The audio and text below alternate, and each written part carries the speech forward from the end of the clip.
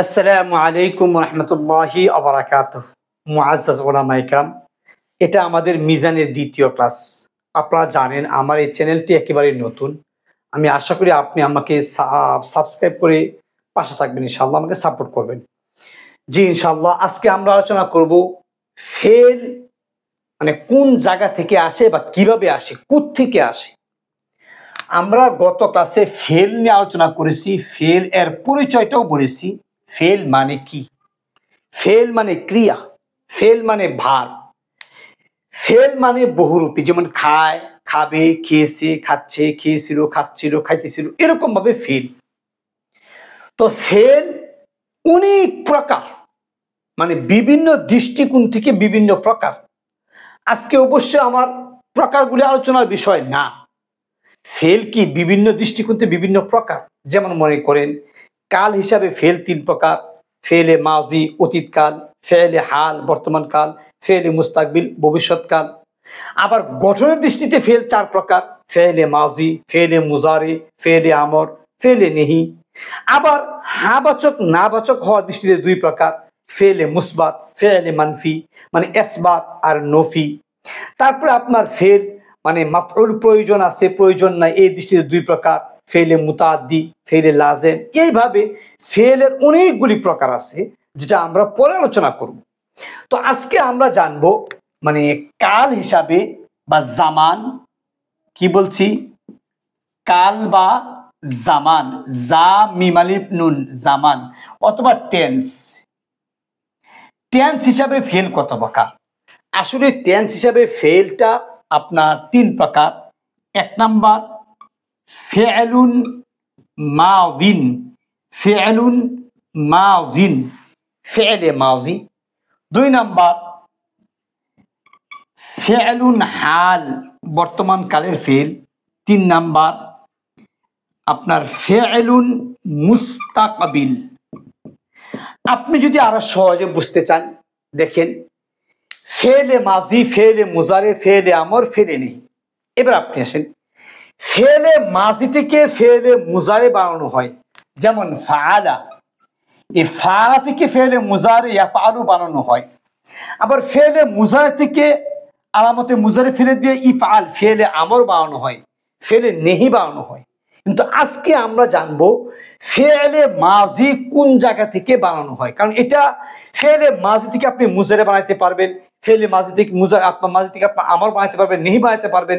কিন্তু ফেলে মাজি কিভাবে বানাইবেন উলামায়ে কেরাম, এটাই আজকে আমাদের ক্লাসের মূল বিষয়। একটু খেয়াল করে দেখেন দুইটা বিষয়। একটা হলো সরাসরি ফেল বা ক্রিয়া, যেমন আমি যদি বলি, দেখেন পড়লো, একটু খেয়াল করলে বুঝবেন ইনশাআল্লাহ। পড়লো এটা কিন্তু ক্রিয়া। এটা কি? এটা ক্রিয়া। কোন কালের? অতীত কালের ক্রিয়া। এটা অতীত কালের ক্রিয়া, আমি সংক্ষেপে লিখছি পড়লো। এবার যদি বলি পড়ে, পড়ে এটা বর্তমান কালের কি ক্রিয়া, এটা বর্তমানকালীন ক্রিয়া পড়ে। আমি যদি বলি যে পড়বে, তাহলে এটা হলো আপনার ভবিষ্যৎকালীন ক্রিয়া, এটাও কিন্তু ক্রিয়া। এটা কি? ক্রিয়া। তাহলে আপনি সহজে বুঝতে পারছেন, পড়লো অতীতকালীন ক্রিয়া, পড়ে বর্তমানকালীন ক্রিয়া, পড়বে ভবিষ্যৎকালীন ক্রিয়া। এখন পড়লো, পড়ে, পড়বে, এই কথাগুলো আসছে মূলত এই পড়া থেকে। কি থেকে? পড়া। যেমন আমি যদি বলি লেখা বা লিখা, আপনি কি বললাম? লেখা বা লিখা। এবার লেখা বললে আপনি বলতে পারবেন যে লিখলো, লিখে, লিখবি। আমি যদি বলি, তাহলে কি বললাম? লিখলো, লিখে, তারপর আপনার লিখবে, লিখবে। তাহলে মোটামুটি এই লিখবে, লিখে, এগুলি আসে লিখলো ফেল থেকে, মানে মাজি থেকে মুজারি হয়, আমর হয়, নেহি হয়। কিন্তু মানে লিখলো এটা কিন্তু ফেলে মাজি। এটা কোন জায়গা থেকে আসছে? যেমন দেখেন খাওয়া, অথবা যাওয়া, অথবা আপনি ধরা। কি বললাম? ধরা। এবার আপনি বলেন ধরলো, ধরলো, ধরে, আপনার ধরবি। তাহলে এইগুলি তো ক্রিয়া ফেল। কিন্তু এইটাকে কি বলে? এই যে পড়া, লেখা, ধরা, এইগুলিকে কি বলে? এইগুলিকে বাংলায় বলে ক্রিয়ামূল। কি বলে? বলেন কি বলে? ক্রিয়ামূল। তাহলে এইগুলিকে বলে ক্রিয়ামূল। যে ক্রিয়ামূলকে আরবিতে বলা হয় মাসদার। কি বলা হয়? মিম সয়দ দাল র, মাসদারুন। তাহলে ক্রিয়ামূল থেকে ক্রিয়া বের হয়, আর মাসদার থেকে ফেল বের হয়। কারণ ফেল যে কথা, ক্রিয়া একই কথা।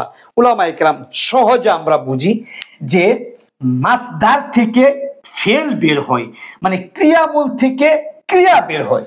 আর ইংরেজি ভাষায় ক্রিয়ামূল বলতে কিছু নাই, মানে যেটা ক্রিয়ামূল এটি ভার্ব এর প্রেজেন্ট ফর্ম। যেমন গো অর্থ যাওয়া, আবার আই গো আমি যাই। ইট মানে খাওয়া, আই ইট আমি খাই, আই শেল ইট আমি খাবো। তার মানে মানে এটাই ভার্ব, এটাই আবার ক্রিয়ামূল, একই জিনিস। কিন্তু বাংলায় একটা ক্রিয়ামূল আর একটা ক্রিয়া, একটা ক্রিয়ামূল একটা ক্রিয়া, একটা ক্রিয়ামূল একটা ক্রিয়া। তার মানে একটা মাসদার একটা ফিল। তাহলে মাসদার কাকে বলে? ক্রিয়ামূলকে মাসদার বলে। যার থেকে ক্রিয়া বা ফেল বের হয় তাকে মাসদার বলা হয়। উলামায়ে কেরাম আপনারা জানেন সহজে, যেমন পড়া, এই পড়া এর মূল অক্ষর হলো পড়। পড়ার মূল অক্ষর কি? পড়। লেখার মূল অক্ষর কি? লেখ। এগুলি তো মূল অক্ষর। এবার ক্রিয়ামূলের মূলকে কি বলে? আপনারা জানেন ক্রিয়ামূলের মূলকে ধাতু বলে। কি বলে? ধাতু বলে। তো ওই ধাতুকে আরবিতে বলা হয় আপনার মাদ্দা। কি বলা হয়? মাদ্দাতুন। মাদ্দা মানে মূল অক্ষর। এগুলি আমরা মানে ধীরে ধীরে আলোচনা নিয়ে আসব। তবে আজকে আপনি মানে সহজে একটা জিনিস বুঝেন, সেটা হলো পড়া। পড়া থেকে পড়লো, পড়ে, পড়বে। লেখা থেকে লিখলো, লিখে, লিখবে। ধরা থেকে ধরলো, ধরে, ধরবে। আরে ভাই, আপনি তো এগুলি বলতে পারছেন, আপনার মাতৃভাষা বাংলা হওয়ার কারণে বলতে পারছেন। যেমন যাওয়া থেকে যায়, যাবে, গিয়েছে, যাচ্ছে। হ্যাঁ, খাওয়া থেকে খায়, খাবে, খেয়েছে, খাচ্ছে।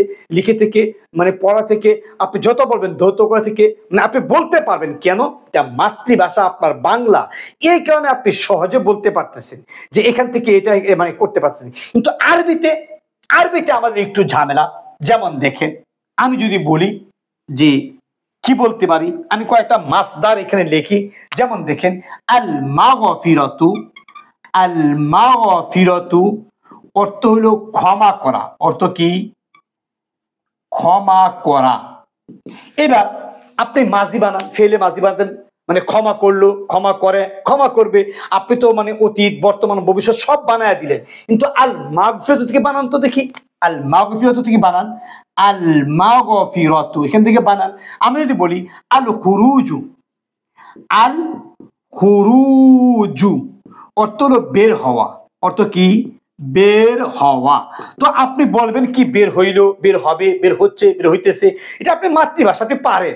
কিন্তু আপনি আরবি বলেন, আরবিতে আপনি করেন আল খুরুজু। আমি যদি বলি যে আল কিতাবাতু। আল কিতাবাতু অর্থ কি? লিখা বা লেখা, লিখা। তাহলে আপনি বলেন কি? লিখলো, লিখে, লিখবে, লিখিয়েছে, লিখতেছিল, আপনি বলতে পারতেছেন। আমি আরেকটা শব্দ লিখি, যেমন আমি যদি বলি আন নাসরু।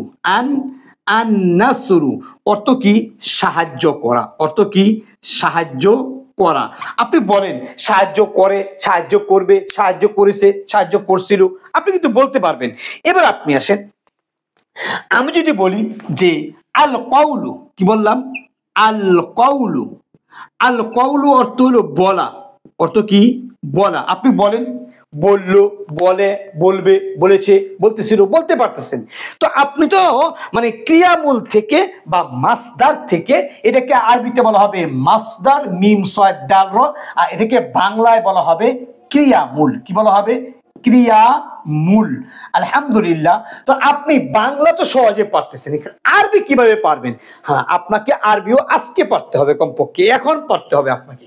দেখেন আপনি কিভাবে বের করবেন। দেখেন, 1 নাম্বার আপনি কি বাদ দিবেন, মনে রাখবেন।